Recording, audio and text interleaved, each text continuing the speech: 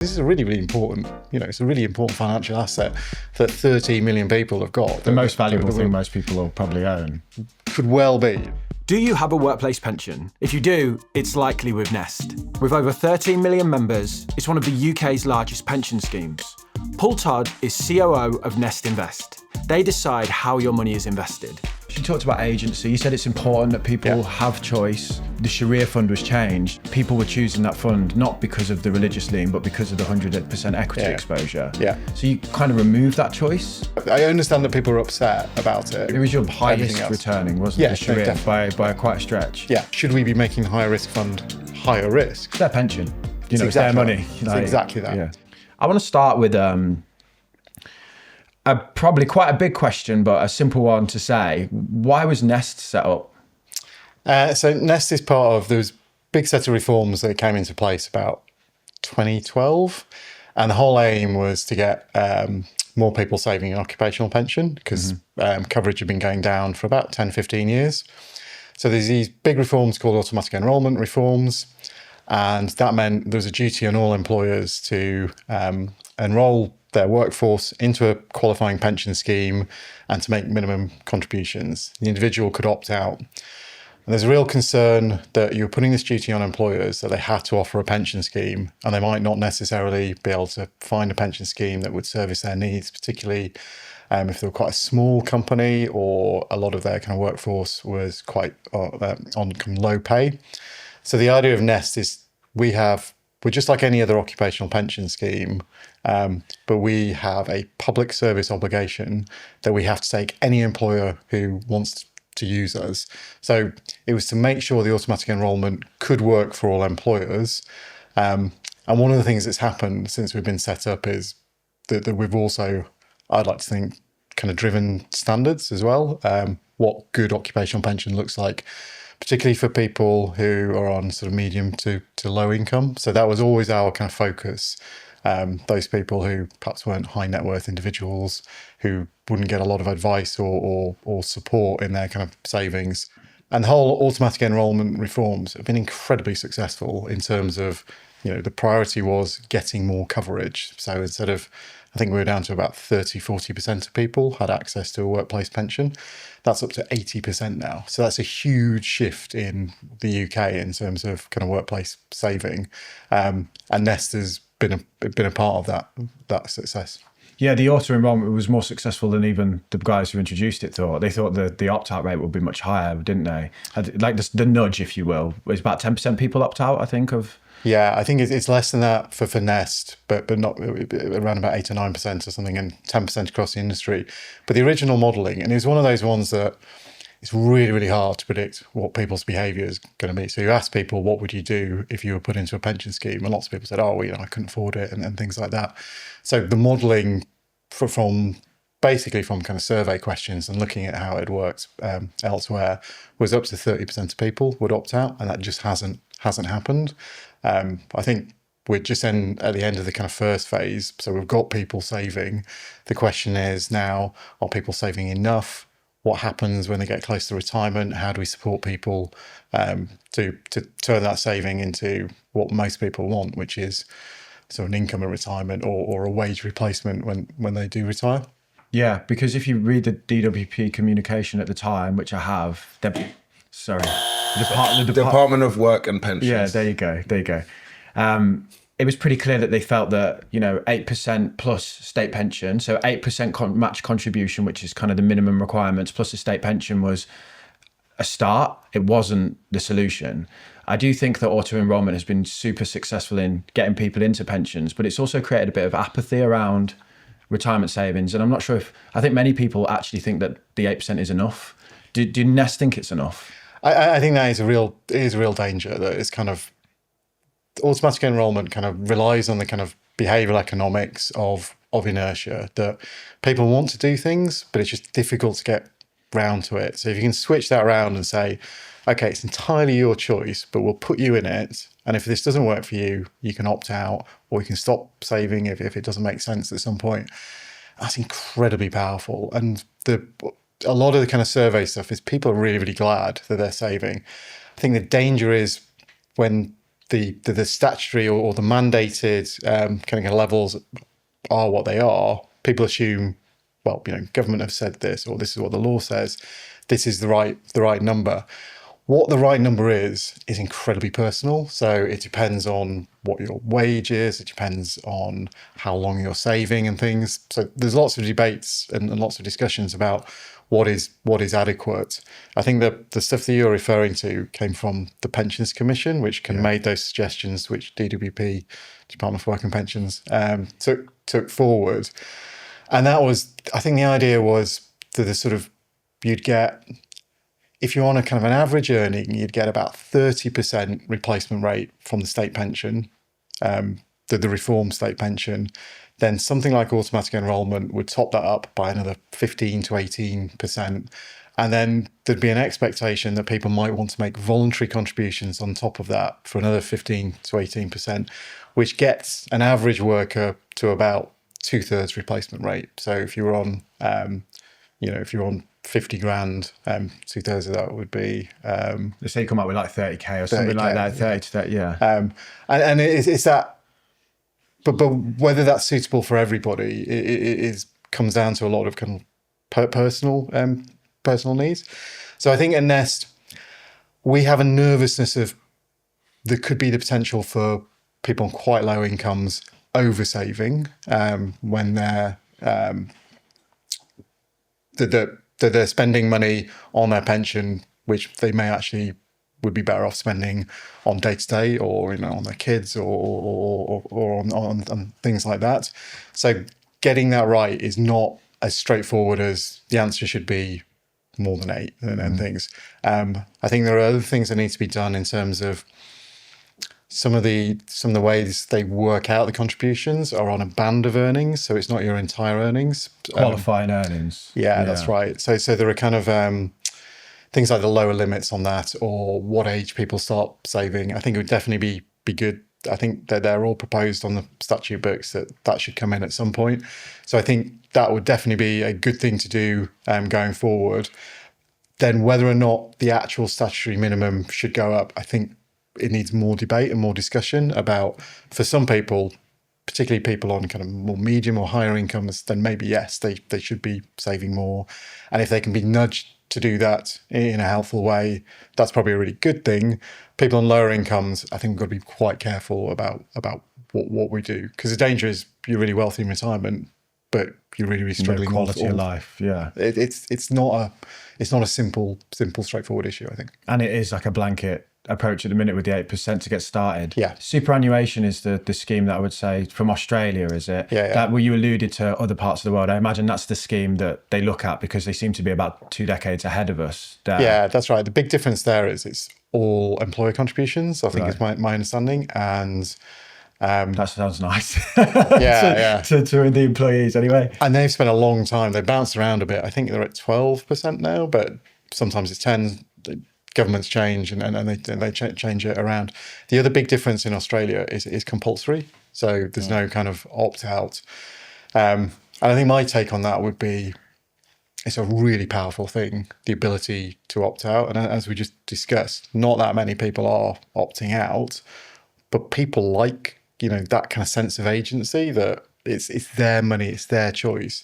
And the people who know about their finances, the people who know about their finances best it's not us, it's individuals. They know how much their money has to stretch for day-to-day things and stuff. So again, you need some simplicity, you need some kind of blanket rules, and I think that's what makes sense. But at the same time, we can't forget that people have individual circumstances. Speaking of blanket rules or general rules, is there anything that you think people should need to know about their pensions, their Nest pensions, that they don't know? I just found out recently I have a Nest pension. That's a start. That was a start. Like we always really talk on good the start. show about you should look at where who's your pension provider, move some things around. And then I was like, I called my old work and I was like, who's my pension with? They're like, Nest. I'm like, oh, funny enough, we've got them coming on the podcast tomorrow. So is there anything you think people should know about their Nest pensions that they don't? Yeah, so I mean, I think the first thing is, it's good that they've got a pension. We're starting to, and we talked about this just a little bit before we started the podcast, about the Nest needs to to get its name kind of more recognised and stuff, so people can understand a little bit more. Because this is a really, really important, it's a really important financial asset that 30 million people have got. The most valuable thing most people will probably own. Could well be. Like when if you're saving for 30 or 40 years, like that will be a big amount of money at the end. And so one, definitely who is your provider, and the fact that not all providers are the same, and there are things out there that de facto that they do kind of rankings of different pensions providers. So having an understanding about which pension provider you're with and are they any good, I think is the first thing. The second thing that we've found, particularly because over the years we've done loads and loads of research with our members, or people who we think are going to be our members before we had members. And when you talk to people about a pension and then you talk about investing, there's a real disconnect between that. Because for most people, when you talk about a pension, that's about an income in retirement. They're thinking of a state pension, or pensions when you pay me money. A lot of the time when we explain to people, we're investing your money and it's a defined contribution pension, and that's a new set of terminology that, unless you're in the industry, why would you know anything about that? And then we're investing your money in stocks and shares, and they could go up and go down. A lot of people are horrified by that. It's like, this is my pension. Why are you taking any investment risk with it? So I think we've got a big job to do, and we're starting to do that. I don't know if you've seen any of our videos. We've started this Everyday Investor campaign. And it's about making people realise that not only are they in a pension scheme, but that money is invested, and there are huge benefits for investing in terms of how quickly that money can grow compared to putting money under a mattress or even like sticking in a building society. Because a lot of the time when you ask people about, most people's experience of financial services are things like banks and building societies and possibly premium bonds and things like that. The idea of long-term savings vehicles and the idea of investing in shares or property or infrastructure or private equity or things like that, these are really, really kind of like, it's quite foreign and it's quite scary. And when we ask people about it, they go, oh yeah, investments for those people in the city, and they're all a bit wide and they're all a bit kind of slick. And there's a lot of skepticism and nervousness.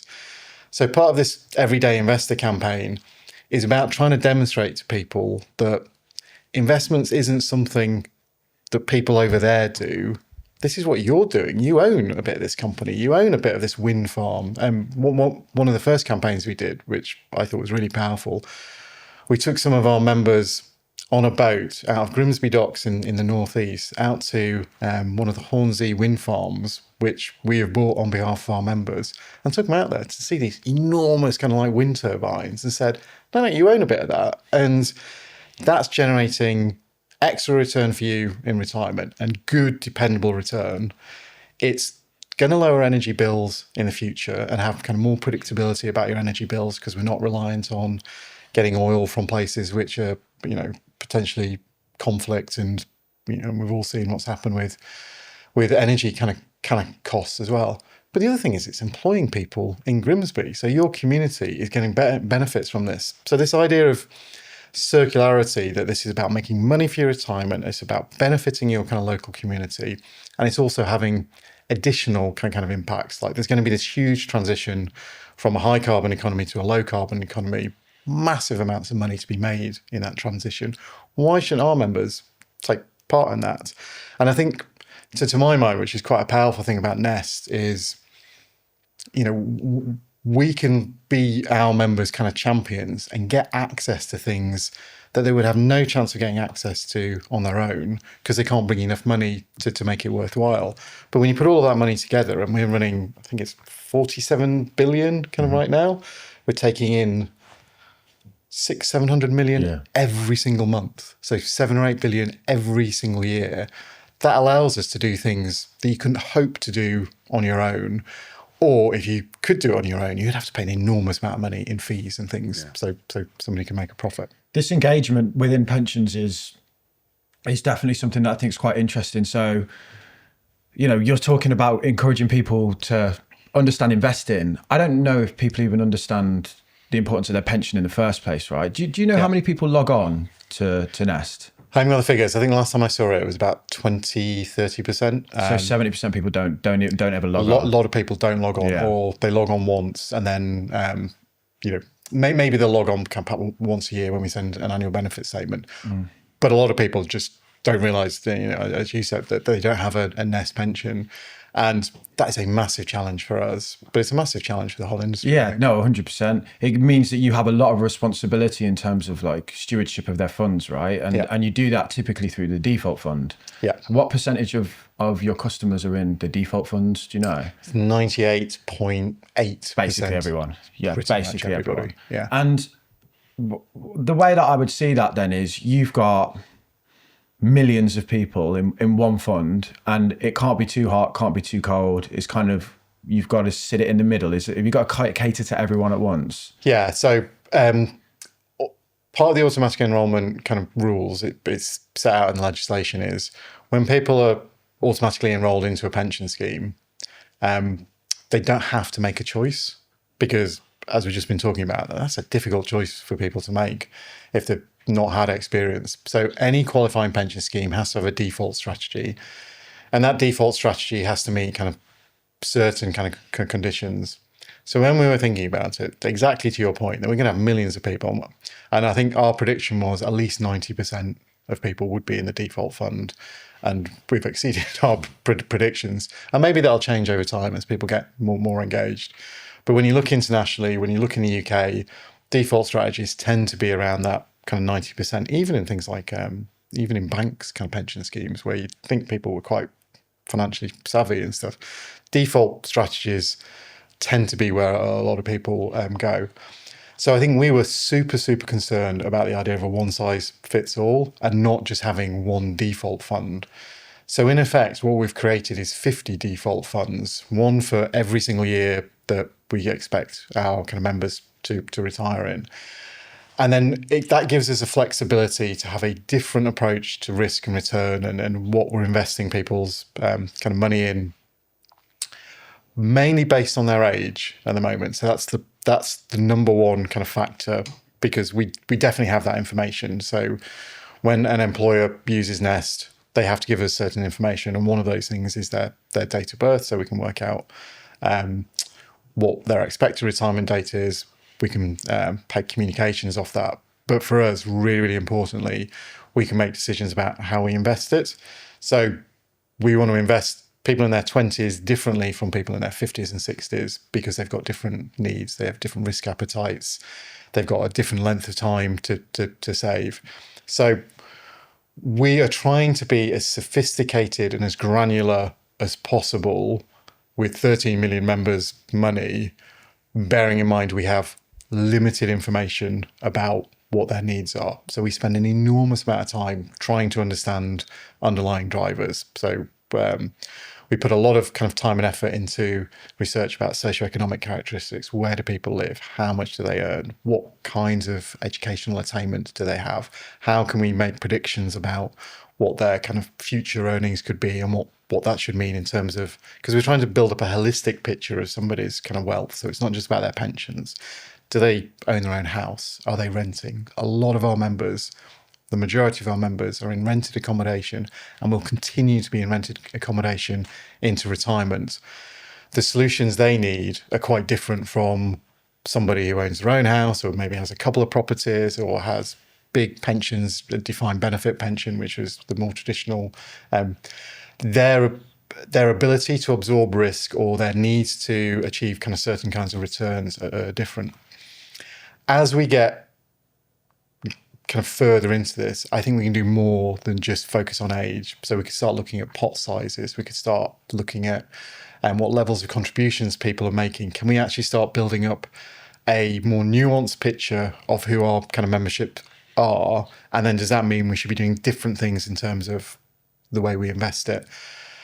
I think for people in their 20s, 30s and 40s, genuinely the aim is we just need to grow this money. We need to grow this money as fast as we think is kind of sensible without kind of going crazy with the amount of risk we take. Why did you de-risk in the first 5 years then? So we don't de-risk. Well, you tap the brakes through. Don't tap the brakes. What do you call it? The first 5 years. So we've got a foundation phase. Foundation phase. What is that then? So the aim of that is a lot of people in their kind of 20s, this will be the first time they've ever saved in a long-term savings vehicle, like a pension. The biggest contribution to your pot for the first 5 or 10 years is whether or not you contribute. Doesn't matter what investment return you get, because there is so little money. First year you're putting in £500. You get 10% return on that, or you get 2% return on that. It doesn't make that much difference in the long term. We also did a load of kind of behavioural research into what people thought about risk and loss and returns and things. It was really, really, really interesting. And it kind of backed up a lot of behavioural theory about, it's called prospect theory, this idea that people are twice as concerned about losing money than they are about gaining kind of money. A loss feels worse than a gain. Yeah. And when we kind of looked into this, there was a real age kind of bias. And when you spoke to younger people about, well, we could put you in a pension scheme and this could happen and this could happen and stuff like that. But, in the long run, it'll all be fine. And we kind of mocked up things like kind of newspaper headlines like stock market crash. And we sent people mock benefit statements saying, oh, your money, you've lost 20% or 30% or 10% or something like that. Really trying to test, nobody likes losing, but what are the kind of triggers? And what we found with young people was the emotional kind of reaction to the idea that they didn't really know what this thing was. They've been kind of put into it. They've got loads and loads of other things they want to be spending their money on, but, fine. Somebody said it was a good idea and stuff. And then we've told you that you've put all this money away that you weren't that bothered about doing, and we just lost 20% of it. And the kind of messages were, that's it. I would stop saving. I would never save again. And I would tell everybody I'd ever met that I'm not going to save in a pension because this is an absolute kind of con. So we've got this kind of behavioural information. Whether or not people would do that, it's difficult. You can't really test that because you don't want to make people lose money. So this is all kind of theoretical. And then when you think about kind of different investment strategies you can take, whether you traditionally, the idea is, if you're young, you can take a load of risk because it'll all work out in the end and markets go up and down and then it comes back and stuff, which is fine, provided you keep saving. If you stop saving, you miss out on all of that. So the idea of the foundation phase is, can we reduce some of the volatility? And when we're talking about volatility, we just mean the ups and downs and stuff. So it's not saying you're losing this money. It's like if you do own a house, the value of your house might go down and stuff, but unless you're selling it on that day, it's a paper loss and things like that. So we spend lots of time thinking about how can we still get really, really good growth, but reduce some of that volatility. Early on, when we kind of first started out, the best way of doing that was just putting kind of slightly less in equities. So instead of putting 60 or 70% in equities, we were putting kind of 40 or 50% in equities and more in kind of lower risk assets. As we've got bigger and we've started investing in things like infrastructure, in property, what we call kind of illiquid assets. So if you think about a house, it's quite it's quite hard to sell on a day-to-day basis and things.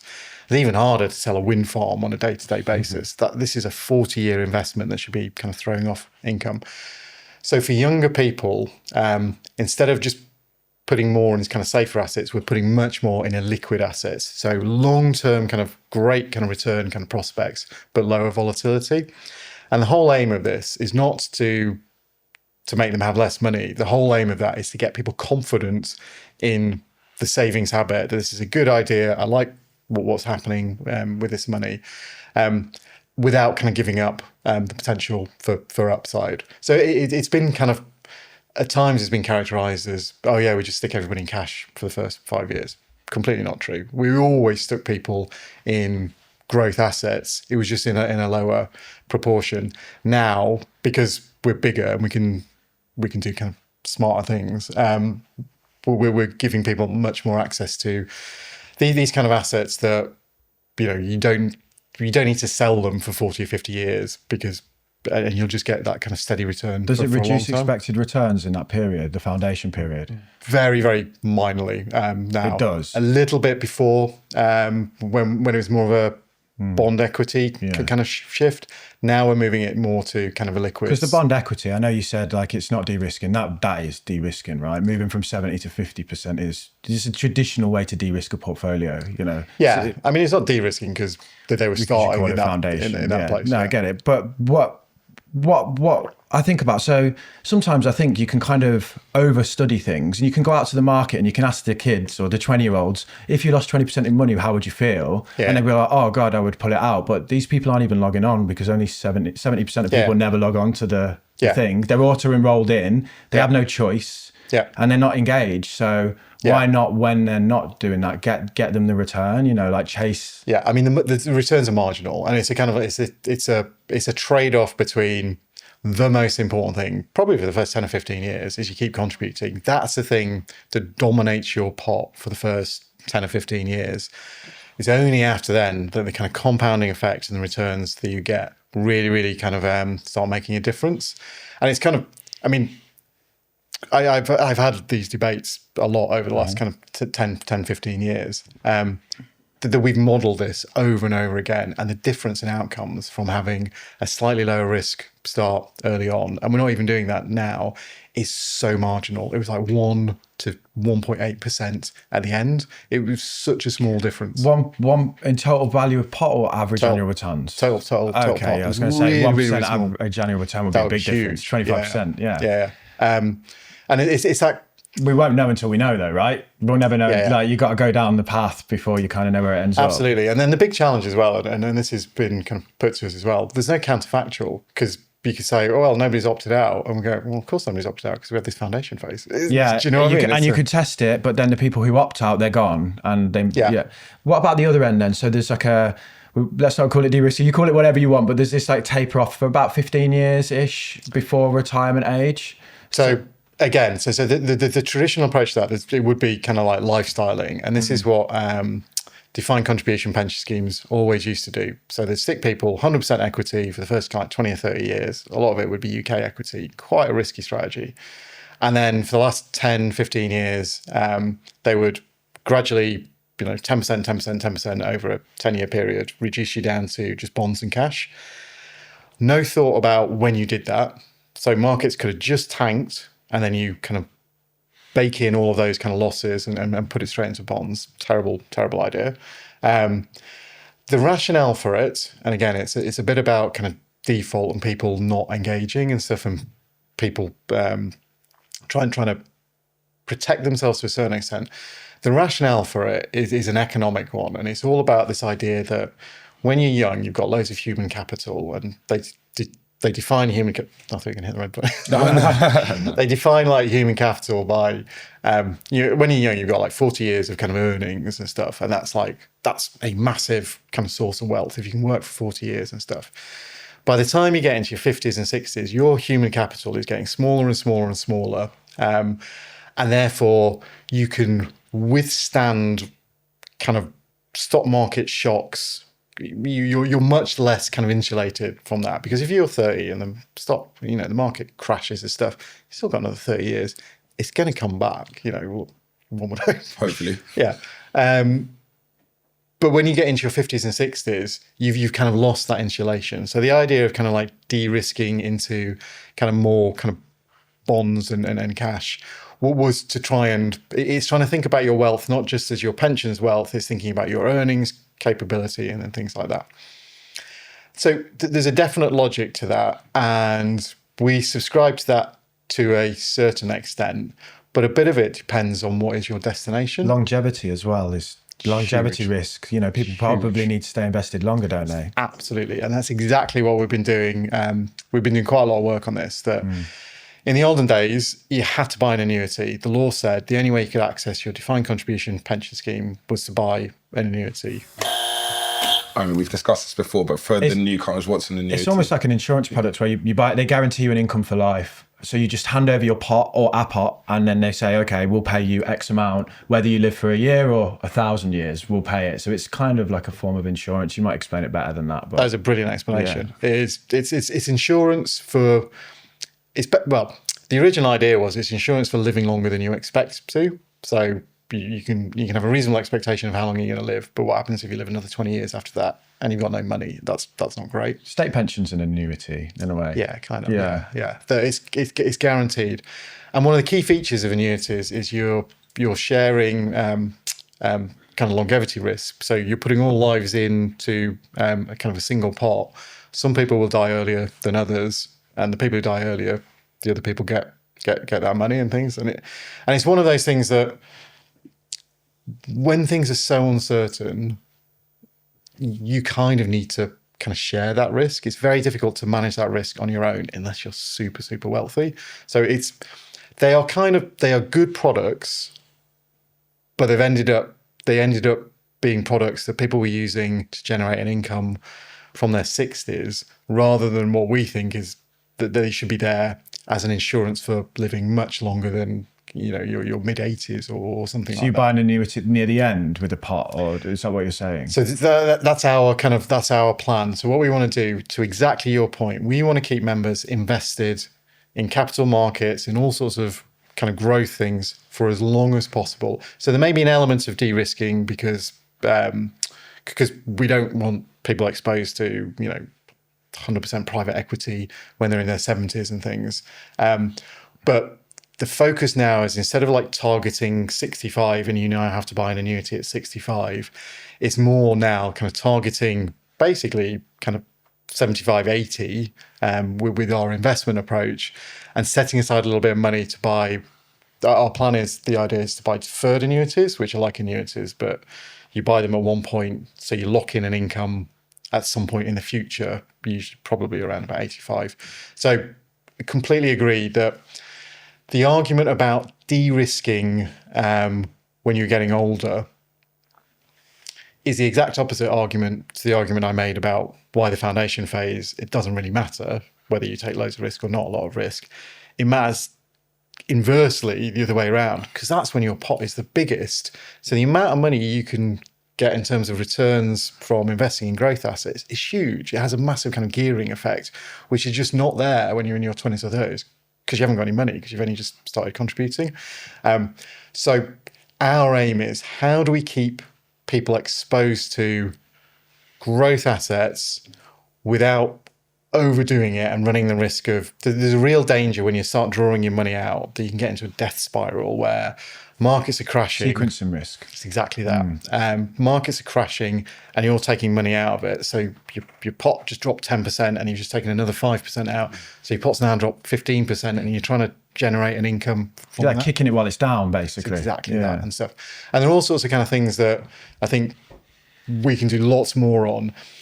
And we are doing more on. The one thing I would say is, like, a lot of our members are still, I think the average age of our members is kind of late 30s now. So whilst we do have quite a few members in their 50s, and because they only started saving with us fairly late, their pots might not be that big anyway. So quite a lot of them will probably just be taking a pot as cash and things. There's only so much we can do. We can't necessarily generate incomes from that.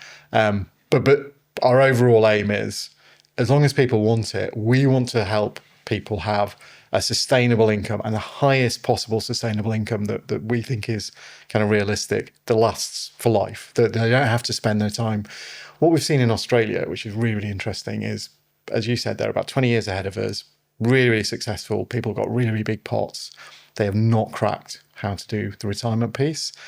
And you've got things like people in their mid-80s with more money at 85 than they had at 60, because they are terrified of running out of money, so they don't spend. And what we want to do to our members is say, you should spend. We should help them in terms of what we think is a sustainable kind of income rate, but we want to get as much money to you as possible early on in your retirement, or if you're in semi-retirement, because that's when you're more likely to be healthy. That's when you're more likely to want to enjoy things. Whereas when you get into your 80s and 90s, maybe your consumption and your expenditure goes down a bit. One group of people that don't really seem to get much help with their finances are small business owners. They're not really big enough to have a CFO or a finance director. So they often outsource work to do with their finances like accounting. This can result in a few things, but one of them is they don't get good, actionable advice on what to do with the excess money inside of their business. And what normally happens is they just leave that cash sat in a business bank account, getting no interest. This is why we're happy that we're partnering with Tide. They offer an instant access saver account where new customers can get 4.07% AER variable on unlimited deposits until June 1st, 2025. If you'd like to put the excess capital in your business bank account to good use, head to the link in the description. You'll also find there the full offers, T's and C's and Tide's terms. The variable rate is correct as of the 19th of December, 2024. Do you think that people, I mean, I want to ask, are the default funds going to change then? Because it kind of sounds like it's like an evolving strategy. We're changing all the time. Yeah. Do you think that people should look to get out of the default funds?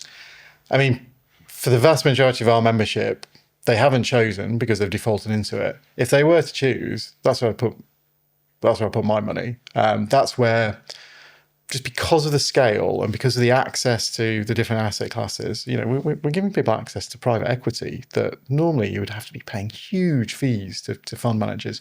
We, because we're big, can negotiate really, really, really kind of low kind of fees and stuff. So we're giving people access to an incredibly sophisticated investment strategy that's being overseen by, there's 40 of us working within the investment function at Nest. That's all we do all day, every day, is just sit and kind of make sure that we're investing that money correctly and holding the managers to account and thinking about kind of stewardship things, thinking about how the companies we're investing in are acting on, on corporate governance or health and safety. And, we're doing all of these things.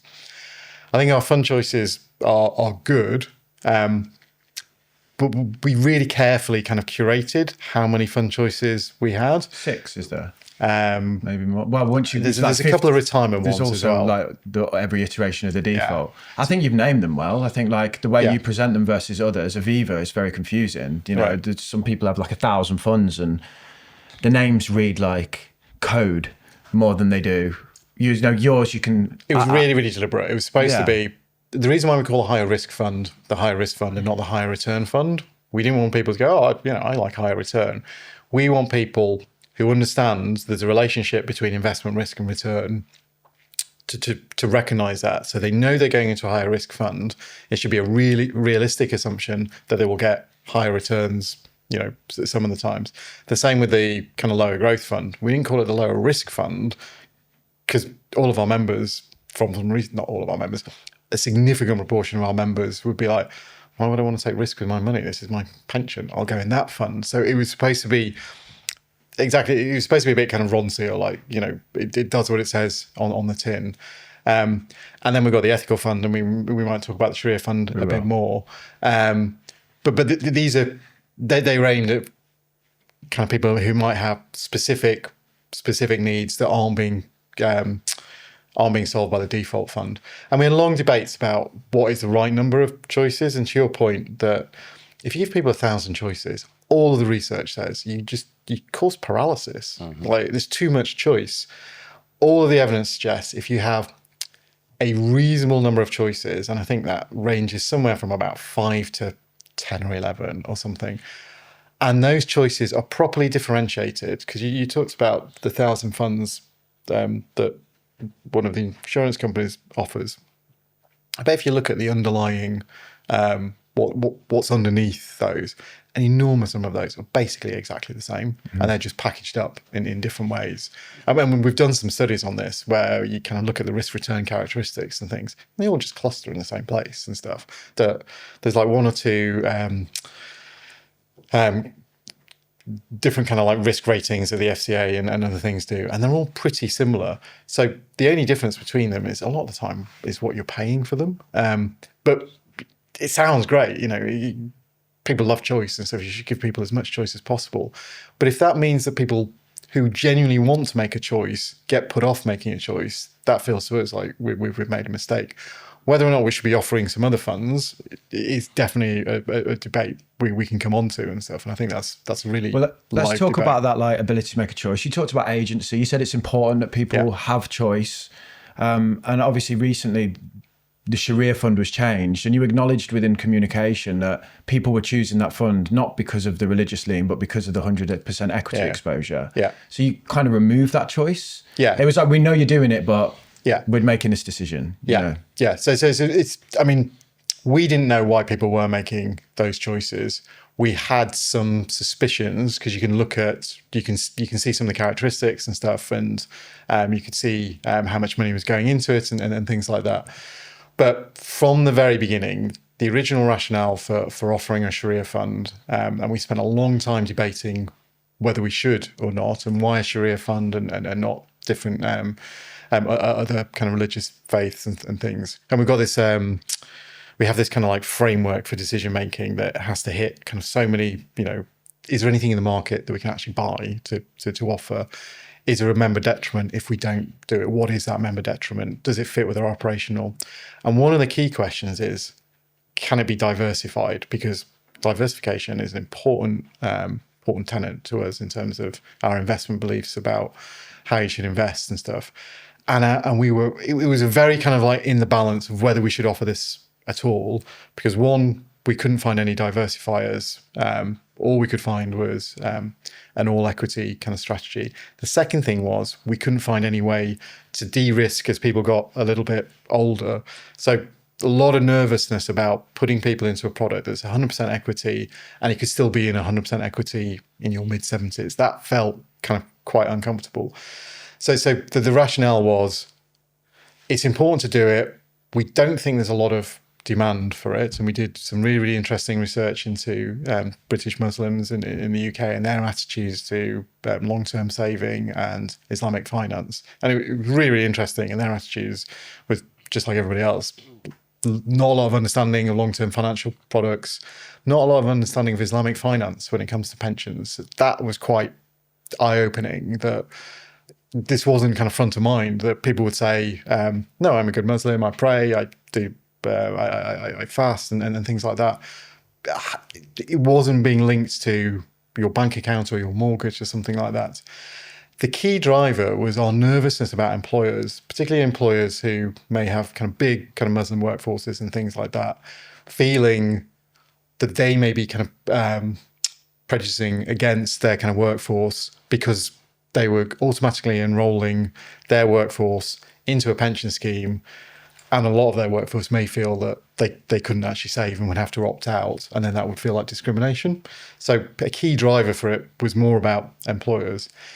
It was always kind of unfinished business. So, okay, we can set this up and we can use this fund, and it's the fund we use is the HSBC Islamic Fund, which tracks a Dow Jones index, and there's a board of Shariah scholars on the Dow Jones, and HSBC have their own board of scholars as well that saying, this is in accordance with Shariah law.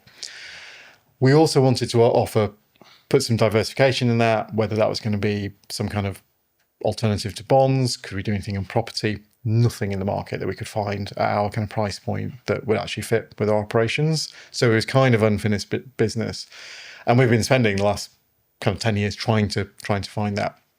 Now we are able to do that because products have been developed and we've got to a different stage. We thought we should be doing this as soon as possible because the aim of this fund was particularly for those kind of reasons that I set out, and our nervousness about exposing people to the wrong levels of risk. We did think that there would be some people who wouldn't be very happy about this because they'd gone into it for an all equity strategy. It was really difficult to survey people about this because it's just quite hard to reach people. So we have tried doing surveys and things. Didn't get a lot of hit rate from anybody in the Shariah fund. We've got a kind of panel of kind of members. It's really difficult to find people from the Shariah fund who were on that panel. And in some ways, the changes we've made and the response we've had, and also doing this podcast and stuff, this is really helpful. Like, we can't say we want more engagement and more discussion, and then we do something and people engage with us and we go, oh, we didn't want that kind of engagement and things. So I think for us, we think it was the right decision in terms of, for those members who want to do this from a faith-based, completely recognise that some people wanted an all equity exposure. Whether or not that's necessarily the right all equity exposure, because it's not just that it's all equity. Strips out finance. Strips out finance. Heavy tech. So yeah, I get what It's you a might. very, very kind of narrow. I think there's about 80 or 90 stocks. That's quite. It's not like like an index fund. So our main exposure in the default fund to developed equities is through UBS, and there's a climate tilt on it, but it's basically replicating the market. So there's about 3,000 stocks in that. That's proper diversification, even that's being a bit dominated by tech. So what we're going to do with all of this kind of feedback, which we have definitely taken on board and is really, really, really positive, is to think really, really hard about what we should be doing for those members who are more engaged, and they are quite a small minority and stuff. But that doesn't mean they shouldn't have a voice and they shouldn't have. It's their pension. It's exactly their money. It's exactly that. Yeah. And what we have to do, we have to kind of balance. We're trying to serve 13 million people. We can't have a fund for everybody's kind of needs. How do we balance the complexity of offering too much kind of choice with a very, very genuine need, particularly if you've offered something and then it feels like it's been taken away? Yeah. Couple of things I would say. We're not taking it away. So the exposure is still 70% equity. So it's still a pretty growthy fund. We may play around with that 70-30 kind of mix. We've modeled different things. The difference in return isn't that great in terms of expected return, and expected return is completely different from what the actual return is. But it does. We're trying to find a sweet spot. I think it's pretty high. 70-30 versus 100% equity. If you model that over the last 100 years, it's going to be a couple of percent a year. You couldn't model this over 100 years. Wow. Because this is like a really, really, really narrow kind of fund. You'd need most of the companies are in that kind of fund weren't there 100 years ago. Not the Shariah. I mean, if you take 100% global equity, so the whole market, and you add a 30% bond allocation to that, and you run that for 40 years, the 100% equity, past performance is no guarantee of future returns, but the 100% equity would outperform the 70-30. If you put in £1 100 years ago, yeah, but that's not the way our members work. So our members will be putting money in at all sorts of different times and stuff. So there's a pound cost averaging kind of thing here.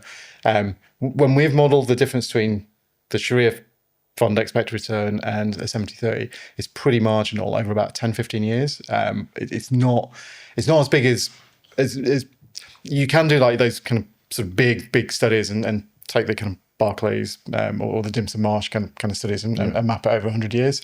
It's not that big, but that is a kind of a slightly separate issue. We still think this will be a high returning fund compared to. It was your highest returning, wasn't it? The Shariah by quite a stretch. Yeah. So like if that's 100% equity, the default is that more closely 70-30?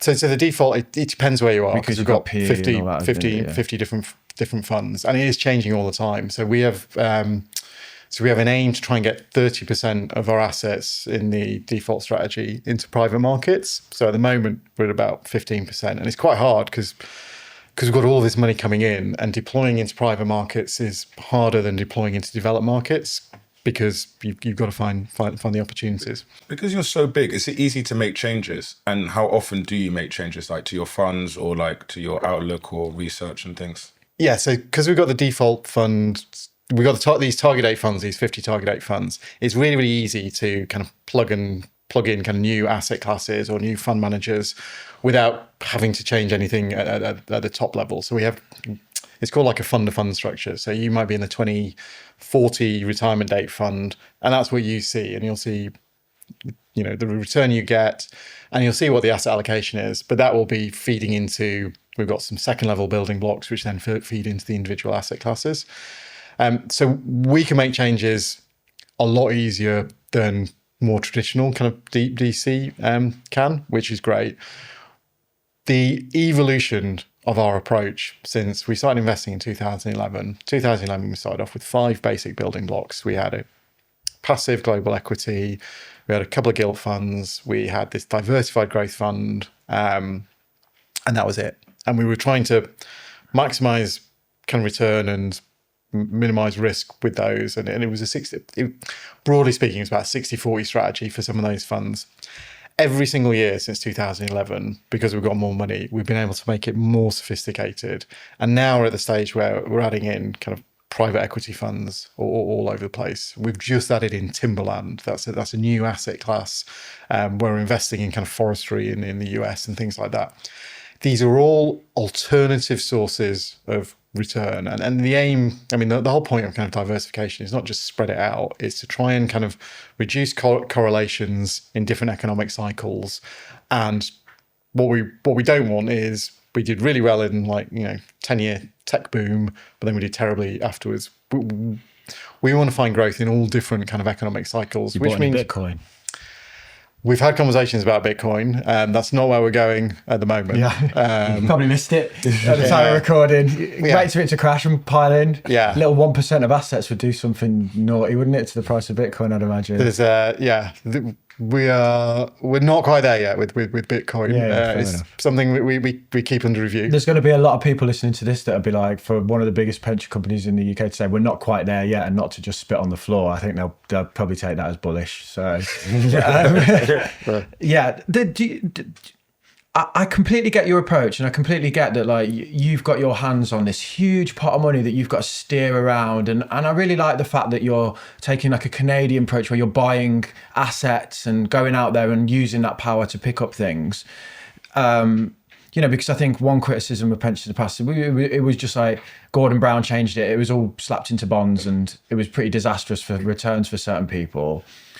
The Shariah thing, though, these people that they want 100% equities, do you not think the easy thing to do is just to give it to them? Yeah, it's definitely something that we've got on our kind of like our list of things. What should we do? And we've been talking about this on and off for the last 10 or 11 years. The kind of concept that we've talked about is, should we give people some access to underlying building blocks and allow people to either have 100% equity, then we might white label it, or mix and match together. We've just got to, we're doing a lot, and we're trying to do a lot in quite a short period of time. And a big focus at the moment is on how we can support people for retirement. So it is definitely there in the mix of the things that we might want to do. I can't give you a kind of like, this will be in place in 6 months or 12 months or 18 months or something like that. But it's definitely something on our list of things that we should be really thinking hard about whether we should do. And the kind of feedback that we've got, I mean, it's great. I mean, I understand that people are upset about it, and some of the feedback is, why have you done this and things. When we surveyed people before, it was like, are you happy with fund choice? Do you want anything else? Do you want an all equity strategy? Do you want this? Nobody was interested in it and things. So it's kind of. But these are like the very engaged people who probably they invest themselves. They can't get their money into a SIP because you don't allow partial transfer. Yeah. So they're just looking for the most risk-on approach for them. And it's like, you ask someone in the street, they're not even going to know what investing are. But these are a handful of people that are really into it. Yeah. And it's not that they're not a priority. Yeah. But we have to kind of like balance kind of priorities about where we put. Hopefully, it's a little bit about Bitcoin.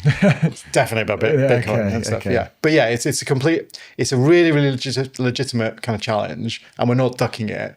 Whether or not we conclude this is a good use of our resources and changing elements of the scheme administration, that's something we've got to work through. But yeah, we've definitely heard that people want 100% equity. Do you think, like, could you give them a timeline at all? No. And do you, how hard is it to just implement 100% equity strategy into your fund lineup? There's a lot of change. It's less. It's straightforward from an investment perspective because we've got the building blocks. But there's changes to the scheme administration, and as you can imagine, like, we work with nearly 1 million employers. We work with 13 million members. We have all of these connectors and stuff. It is an enormous operation, making sure that all the money's coming in every single day, making sure it's in the right accounts and the communications are working well. So making any changes to that is not non-trivial. It's you have to think hard about what you're doing and why you're doing it, and the cost of making changes. And how does that kind of fit with kind of wider kind of member needs? So I'm not saying we're not going to do it. I'm just saying it's not a thing that I can come on here and say, yeah, we'll do this in a few weeks. Would Nest's overall view be that people should be able to have agency and control over their pension, like you said before? I think our view is we want people to be engaged. Mm-hmm. We want people to trust us. I think that's really, really important. And for trust, people need to know that we exist and things. Well, that's why it's good that you're here. Yeah, thank you. And we want people to think that we're on their side. We have a nervousness. So if you look at kind of international studies, when people do a lot of self-selecting themselves, people can get themselves into trouble. And there has been tendencies of, the kind of, you buy at the top and you sell at the bottom. And if you're reading it in the FT, you're already five days too late. A lot of studies in Australia where people doing self-select have done really, really badly. Now that might just be bad products and things. That could be individual companies. It could be different funds. You don't know. You've only got like 6 funds, right? So there's limits. There's a lot of guardrails there. They could go from 100% equity to a 70-30. It's not like that. And then that's why the guardrails are there. Yeah. There's an element of we're a trust-based organisation. So the trustees, I mean, they have to interpret their fiduciary duty to look after members as if it was their money, but really, really think hard about who their members are. That sometimes might mean doing things that the members say they don't want. I mean, and the really good example is when we survey our members about what they want, and I said it earlier on, most people say they want a building society.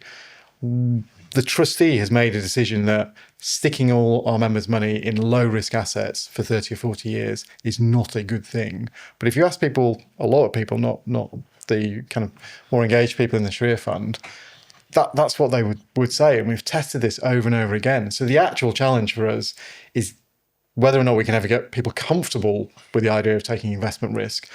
But the challenge is more that we want to take investment risk, but we know people are very, very nervous about that and stuff. So it's almost like the opposite challenge from the sort of more engaged people that you're talking about. The communication just needs to improve, right? And people need, this is not necessarily, this is a problem that's bigger than you, in the sense of people need to understand the benefits of investing. 6% of people have a stocks and shares ISA, nearly 100% have a cash ISA. There's a UK-wide problem there, and I'm not going to try and pin it on you to say that you need to educate, but are you using your influence to try and say to government, like, if you tell people about the benefits of investing, we will have an easier job? So I don't disagree with any of that. The one thing I would say is the government spent about 10 years prior to automatic enrolment on campaigns called Informed Choice about getting people saving pensions, the importance of saving pensions.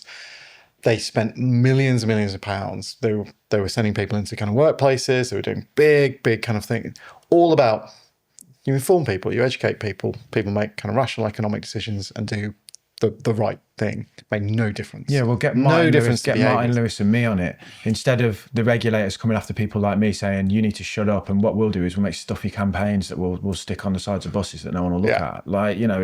They need to go where the audience and the attention is, and I think they're missing out on the social media side in a big way. I completely agree that we definitely need to give people good information, better information. Where they watch it, go to them. Yeah. Well, I'm coming on. No, I know you are. Yeah, we're preaching to the choir, but I think, they spend millions and they go into a workplace. The problem is people don't want to be at work. They definitely don't want to be in a meeting at work about their pension a lot of the time. There is a lot of trust though, the people trust their employers more than they trust. I mean, there's a lot of mistrust in financial services. Oh, of course. There's a lot of mistrust online, like in what I do and Tamain does. There's a lot of bad actors, and I get that. Yeah. So it's the only thing I would say is that there is a limit to you provide loads and loads of information and whether that ever kind of shifts the dial on behaviour. And why automatic enrolment was incredibly, because it was kind of, it's going with people's, the way just people operate. I mean, people have got lives to live. They don't want to spend all of their time trying to kind of work out, is this the best thing? It's like, they want to know that you've got trusted partners, people on their side. And I think that's a big part of our campaign about Everyday Investor, that we're here for you, that we're here to, we would like to kind of position ourselves. We're just not like, your idea of what a financial services company is like. We're a profit for member kind of organisation. Any money we make goes back into improving the service for members. I think if we do offer more choice And if we get into the idea of like people are allowed to kind of mix and match and stuff, I think the way to do that would be you have lots of health warnings, and it's kind of like you're almost like a super user. You know, you need to. It's not easy for you to suddenly kind of like change a sophisticated into investor kind of classification. I think it's that, and I think we're doing a little bit of that with the naming kind of criteria of our fund choices. And one of the things about the higher risk fund, and particularly off the kind of the debate about what we should do about the Shariah fund, is should we be making the higher risk fund higher risk? I mean, it's pretty high risk now compared to the default fund. Should we be up-risking that more? And that might be a better place for some of the people who wanted kind of more exposure to kind of growth assets. I mean, I would say the higher risk fund has kind of better exposure because it's multiple growth asset classes. So we'll want to put more kind of private equity, emerging market equity, as well as developed equity and things. But these are the impression. What I want to get across is like none of this is static. We're always changing this. So a lot of it we're changing it because we're bigger and we can do more interesting things. We would love more feedback. We would love more kind of engagement and debate and stuff. And how can we develop, services and products that kind of better meet our members' needs? Always with the caveat that we're just not going to be throwing people to the wall. Get on with it and stuff. There's always going to be an element of, are you sure about this and stuff? And where that kind of paternalism kind of lies, I think, is part of this debate. Are we being too paternalistic in some places? Are we not paternalistic enough elsewhere? I can give you access to those more risk-on, sophisticated people. If you've got something you want to test, ask me and I'll get them for you. Because they're my audience, like you might not have the access, and I get that. Cybersecurity is becoming a growing concern for businesses in the UK. Hacking, phishing, duping. Look, I get it. I see people spoofing my account and likeness all of the time online to scam people. So if you want to get your business cyber secure and prove that you're secure, then you need to check out our partner, Vanta. Whether you're a startup growing fast or you're already established, Vanta can help you get certified with stuff like GDPR and ISO 27001 without all of the headaches. Vanta massively reduces the time and effort you need to spend on cybersecurity. For example, the questionnaires that you have to fill out to prove you're compliant with these standards. With Vanta, you can get them done up to 5 times faster. The beauty is Vanta allows you to stop stressing over cybersecurity, taking up headspace so you can focus on what you do best, which is growing your business. You can get $1,000 off today by going to vanta.com/makingmoney. There's a link in the description for you. I want to talk, you mentioned there that you're profit for members. So that means any money that you make, where does that money go? What does that mean? So we were set up by government. So the challenge of automatic enrolment is you launch it, and what happens if 1 million people come to one kind of scheme, and the scaling up of that is huge. So we were set up with a loan from government on the basis that we paid that loan off over a period of time,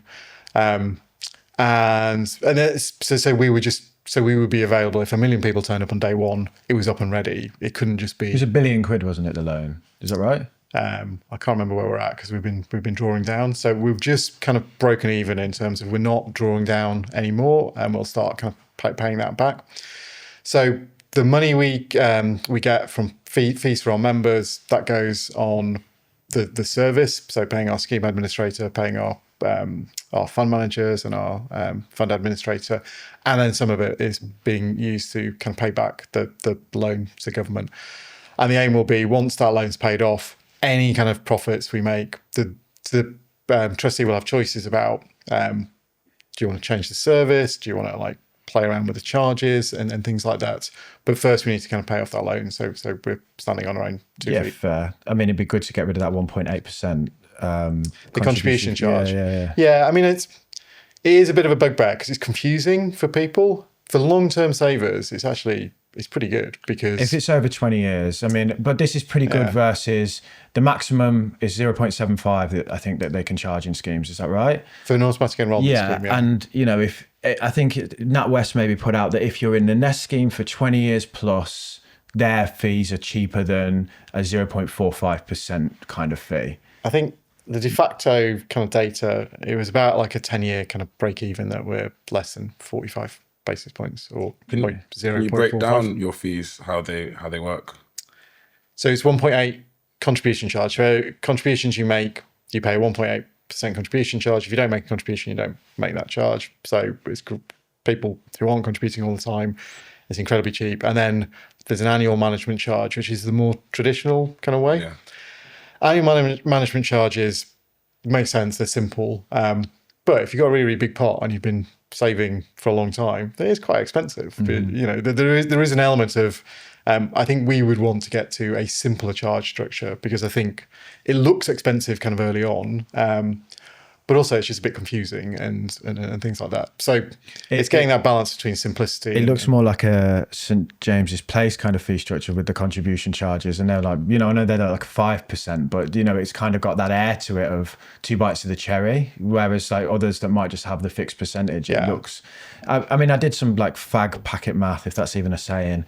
0.3% is about, I base this on, so it's about 90 million, and then the 1.8 is 129.6 million a year based on the 400 to 500 going in.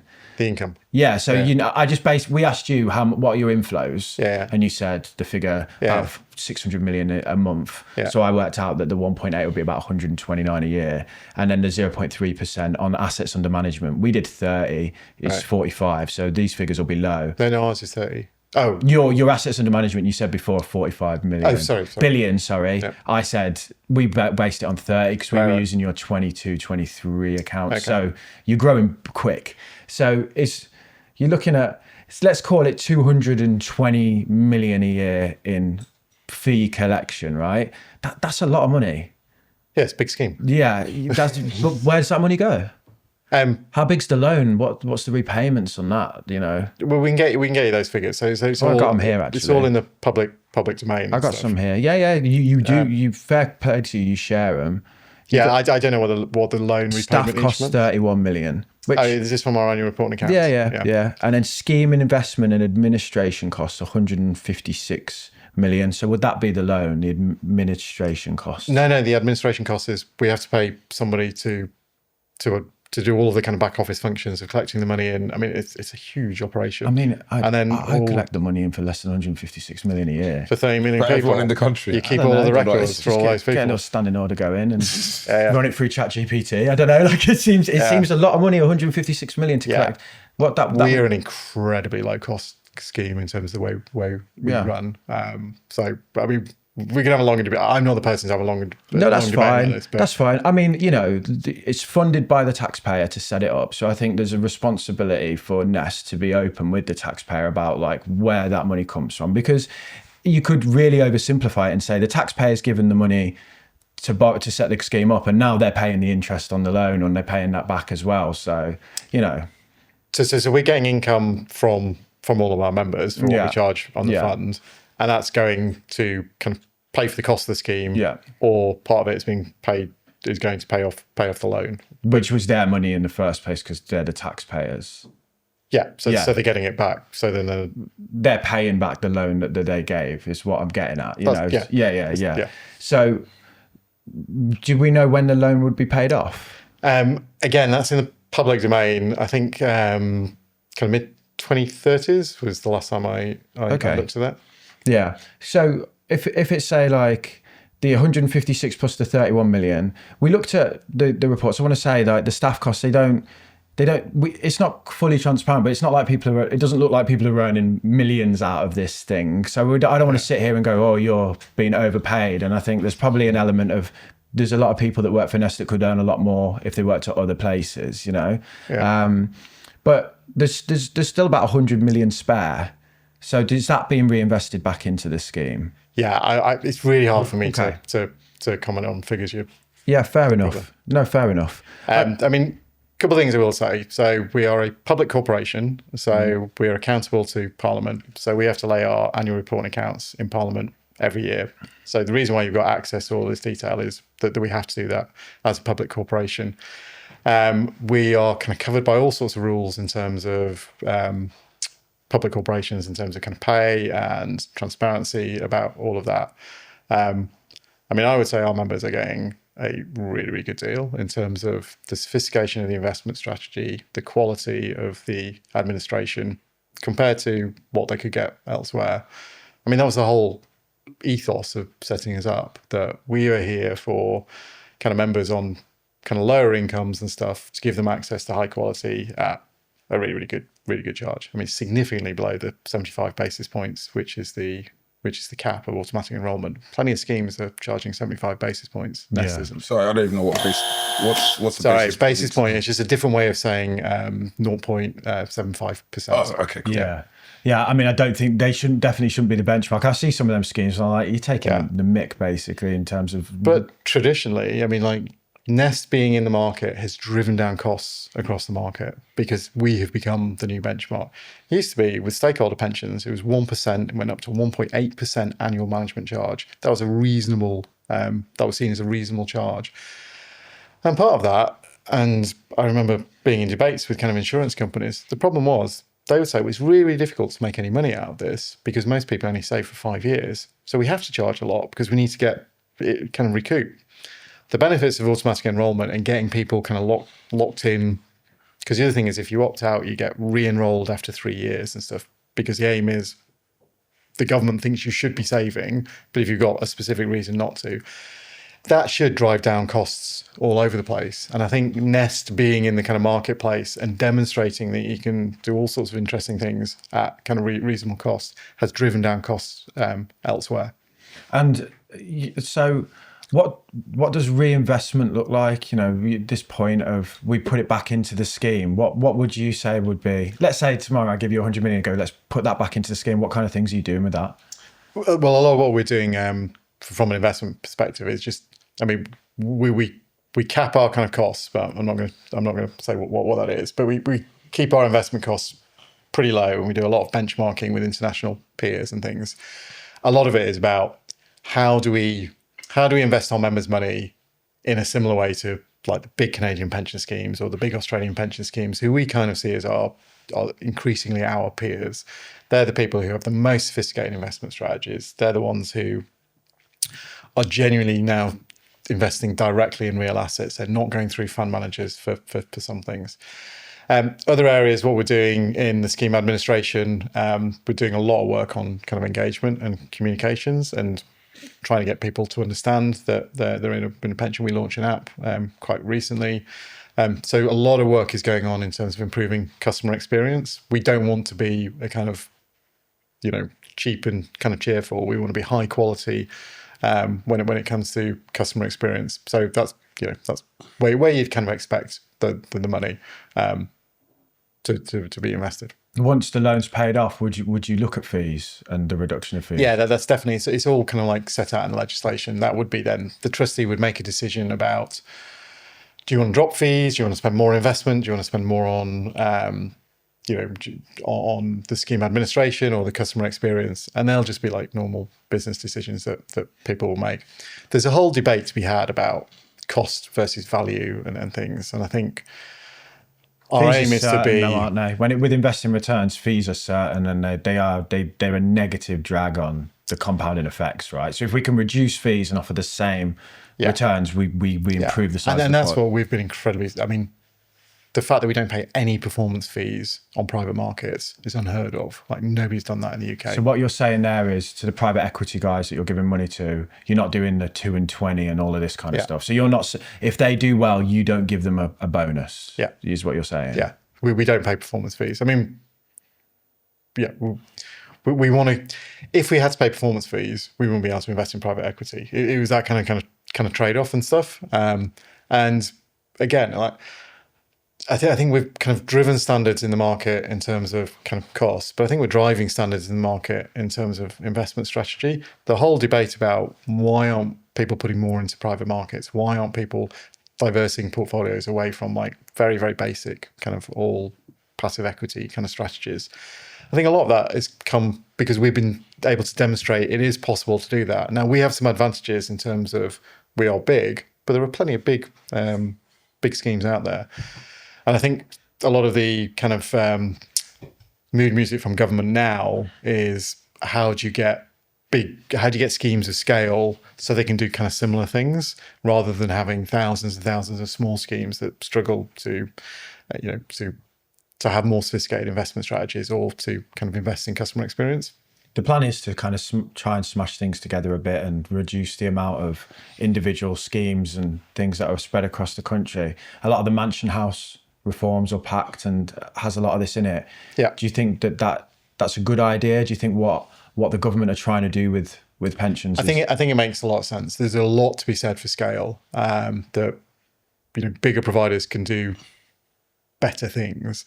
I think you've seen that again in Australia. There used to be thousands of schemes in Australia. They've consolidated a lot into, there's the big industry super funds. Like Aussie Super have got 300 billion Aussie dollars. They're huge. And what they can do with that kind of money is just very different from if you've only got, a few hundred million here, there, everywhere.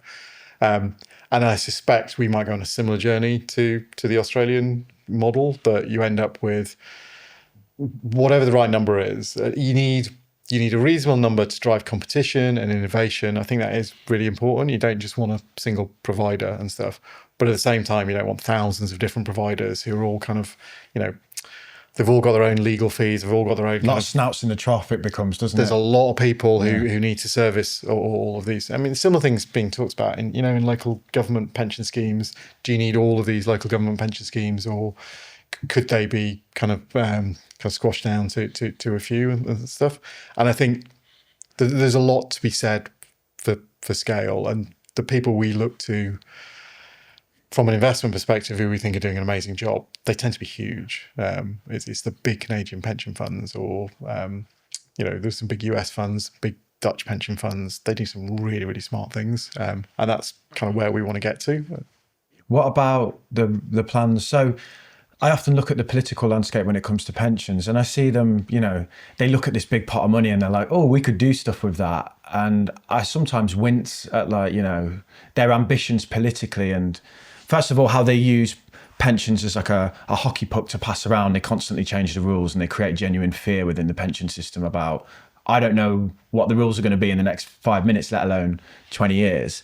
But there's a lot of plans of, say, to free up money from pensions, or to at least force you to invest into UK companies and UK markets.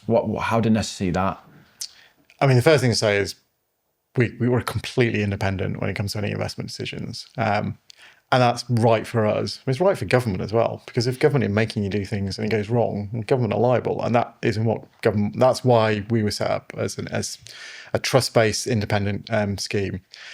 So I think our take on this is, our number one priority is we need to get the best financial return for our members. If we can get a really, really good financial return and we can get access to interesting assets in the UK, and that is kind of beneficial from a wider perspective for our members. So really, really good returns for their retirement, but also, driving investment into local economies and things like that. Well, that would be additive, and why wouldn't we be interested in that? So we are very, very concerned about the concept of kind of mandation. We think that would be a mistake. But where we think there are good opportunities in the UK, and there's a lot of benefits for domestic bias for things like infrastructure, because you're quite close to them. And the story I told about going out to see the wind farm, that's a good story. So this is a brilliant investment, and that was the number one priority. But the additional kind of benefits of this in terms of thinking about our kind of members' energy bills and jobs and stuff.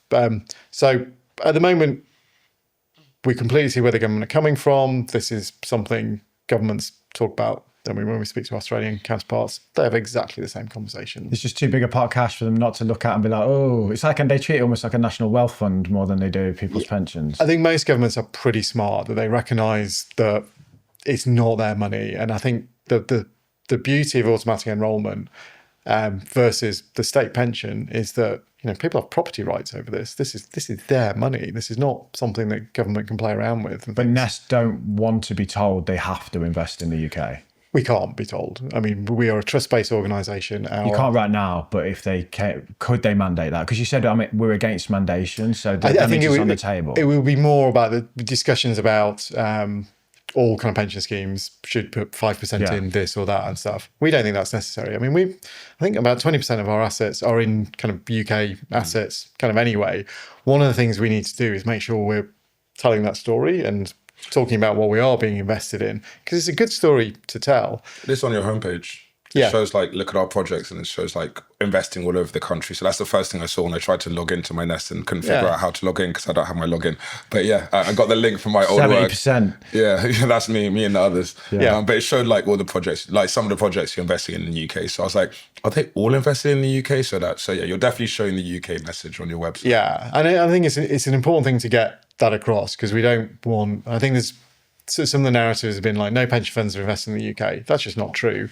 And I think we've got a role as well to say, look, the kinds of things that would help us, to your point about policy changes all over the place, that's not good for long-term investors. You need kind of predictability about things. So whether that's about kind of planning or long-term industrial strategy, it's difficult for us to invest in a kind of long-term infrastructure project if you think in 3 years' time it's going to get cancelled or something like that. So being able to have those conversations with other pension funds, with government, saying, look, we have no problem with investing in the UK if we think there are good investments. These are the kinds of things that make it more attractive to us to do this rather than to do that and stuff. So I think it's a good debate to be had. We're not surprised, that the debate is happening.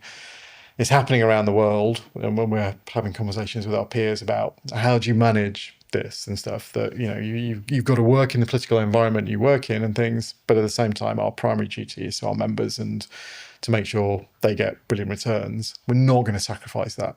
That's just not what we're going to do. Because the Canadian, didn't they enter the UK market and buy assets here, the Canadian pension funds? Canadian pension funds own so much of kind of UK infrastructure. The same with the Australian funds. They've all got offices in kind of London and things like that. Aussie Super have got a huge office in London and stuff. They are genuine international investors. I mean, there's an element of they've built up a lot of their own kind of infrastructure in their own countries, and they're looking. I mean, infrastructure is a good asset to for pension funds because of its long-term kind of dependable returns and things. And there's a lot of need for infrastructure investing across the world. How do you generate the expertise to buy a wind farm? And then, because if you own it, do you have to manage it?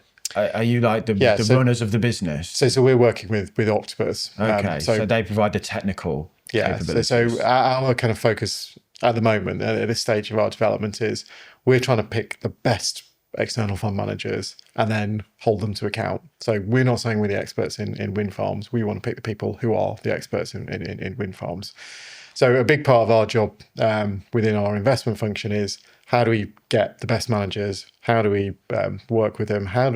We do quite a few kind of co-creation things with them as well. It's like, well, you've got this kind of thing, which is kind of what we want, but actually we want it to do a bit more of this. We want a bit more of a carbon focus or a bit more of a climate focus. Can we kind of work with you to develop something that's specific for us? Whereas at the very beginning, we just had to take what was in the market. I mean, the story I was telling about the Shariah fund, this was all that was available. We're tiny. Okay, this will do for now. How can we make that kind of better in the future?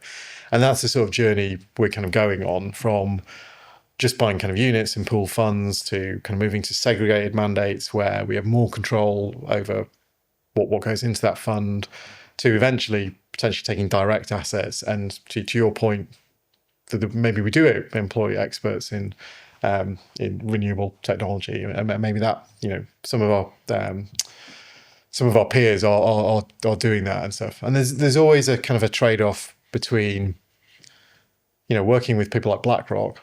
They're the biggest pension fund on the planet. Could we do things better than them in this space? Probably not. But there may be things over here that we think we could actually have a kind of a specific advantage because we know our membership better or something like that. So it's just a classic kind of buy build kind of debate that we're going to have to evolve quite quick as you grow, because you grow massively and you grow quick, and you almost get like a Warren Buffett problem of like, where the hell do we put the money? Do you know what I mean? Like, he's got so much cash and he needs investments of a certain scale and size to do anything, right? And they don't exist to him when he's got 100 billion in cash or whatever. Yeah. I mean, I've spoken to kind of colleagues in Canadian funds, and they talk about it's like a fire hose of money. Like, where are you going to direct it next? So it's a nice challenge to have, We're You've not. got to get it right though. Absolutely. You know, the fire hose Yeah. of money, you know, you got to put it in the right places. No, absolutely. And I think the more we put into private markets, that is quite, I think I said it earlier, it's quite challenging because you don't just want to put it into any old deal. They still need to be really, really good deals, whether they're private equity deals, and it's less kind of absorbent of kind of cash than just sticking in the stock market and things. But we're not looking for the easiest solution. We're looking for the best solution. And that's kind of what's driving a lot of our kind of evolution and developments, that, you know, we could sit back, no problem, and just stick it all in kind of passive equities. That would be super, super kind of low cost and cheap and cheerful. We don't think that's a very good outcome for our members. So the aim has always been, as we get bigger, we should get better because we have more opportunity to get better within the investment function. Why do you think the passive, cheap approach is not a good outcome? It's not a great kind of diversifier. We just think when you look at, that's not how Warren Buffett's kind of investing. That's not how the Canadians are investing and stuff. Being able to diverse into all sorts of kind of growth assets, not just being reliant on one thing, not just being reliant on one economic cycle. We've got half of our money in indexed in a development market. It's fairly passive. We've put climate tilts on it, so it's a bit smarter than just a kind of market cap fund, which is just where whatever the market, you know, Apple's at this, that's what percentage of Apple you take. So half our money is there. So it's not that we dislike it. We just wouldn't want to put 100% in that. And because we can do that at low cost, because of kind of scale and things like that, that frees up kind of more money to do additional kind of more sophisticated things in private markets, which are higher cost, but offer like a different alternative sources of growth or alternative sources of risk management. Because if the stock market has a wobble for a couple of years, your train companies still run. Or your wind farms keep absolutely. spinning. It's different. It's different sources of income. And like, you know, stock markets, there have been like periods of like 10, 15 years where they have been underwater and stuff. You had like the lost decade of the S&P from 2000 to 20. Yeah, and you look at Japan and things like that. You know, people say, oh no, it'll all come back and stuff. But it doesn't necessarily all come back kind of straight away. And it's cold comfort to our members if we say, oh yeah, but over 30 years, the returns have been this, when their individual return has been terrible. Do you know what I mean? It's that difference between looking at it at kind of a macro level versus somebody's actual experience, because it will always be dependent on which day did you invest and things. So the thing that you face that's different to say me is I've got 30 years. I know over 30 years that 100% equity exposure has a pretty good chance of delivering me the returns, whereas you've got someone every day that is maturing essentially. Yeah. I know the average age is 30 odd, but it'd be like, should I be 100% equity if tomorrow I need the money? Probably not, you know. I get what you're saying. Even though you've got this massive long time horizon, you have people that need the money every day, or, you know, they're maturing at different times all the time, aren't they? So do a couple more questions and we'll let you go. Sorry, I could talk to you for hours about this. It's Friday night as well. We're going out after this. We'll buy you a beer. Why don't you allow partial transfers into a SIP? I don't know the answer to that. I'll get back to you on that one. Yeah, because it just, again, like a flexibility point, people can't move their money into their own accounts. And having it in one place is just a bit easier. Other providers do allow it. Other providers allow partial transfers. It's a good way to reduce total cost as well. Yeah, we'll get back to you on that. We went back to Nest after Paul said that, and this is what they said. Nest was designed from the outset as an online scheme to ensure we were able to deliver at scale, make scheme administration as straightforward as possible for members and employers, and to keep costs low. This simplified, straightforward approach does mean at this stage, Nest is not able to offer part transfers. Many Nest members were new to pension savings and as such had small pots, and for most didn't need the complexity and costs of splitting pensions. However, this is something Nest will keep under review as average pot sizes increase. If I could push back on that, what I'd probably point out to them is that a lot of people are trying to partial transfer out of Nest to reduce fees overall, but, you know, we don't have them here now, do we? Back to the interview. Can I ask about self-employed people? Yes. Because we're not saving enough. I mean, I'm starting to now in my SIP, but I don't think I was in the last few years. Would you ever consider auto-enrollment for self-employed people so that we can have a bit more in our pensions? Yeah, so we're open to self-employed people. I can't remember the number, but there are quite a lot of self-employed people in Nest, it is a massive policy kind of problem, and it always has been. That it's much easier with employed people because you've got payrolls and things like that. I'm not the expert on this, but it is something. I mean, I don't think Nest can solve it on its own. This is a kind of like, this needs to be a policy kind of solution, and there's been lots and lots of debates. You do offer schemes to self-employed, but it's just they have to come forward and and you don't get the employer contribution. That's the main thing that we miss. Yeah, well, I mean, that's beautiful. Like, you're missing out. Could be your employer contribution. You're paying twice then and stuff. And I mean, at the very basic, the whole point of automatic enrollment, there's an element of it's doubling your money, because you've got this, even without the kind of investment return, that is an incredible kind of benefit that your employer has to make that contribution if you don't opt out. So that's really, really powerful. That's just not there for self-employed people, which you lose. So one, you don't have that kind of nudge in the same way that you join an employer. And the second, you just have to work twice as hard to get to the pot size you'd want. But yeah, it's something that we're concerned about. We do work on it. We work with kind of like think tanks, and we work with government. But it's a long-standing kind of issue as well. Perfect. And last question, just something practical for the audience. What do you think people can do or should do to get the most out of their Nest pension? Definitely think you should log on. Definitely think you should check things like all of your personal details are correct, because we get the personal details from employers. So really, really important. So we can do more communications. I think you should look where you're invested. So we have the ability to have a look through, so you can see all the companies you're invested in and things. I think we would like to do more in terms of making it more accessible to people, particularly those people who are kind of not familiar.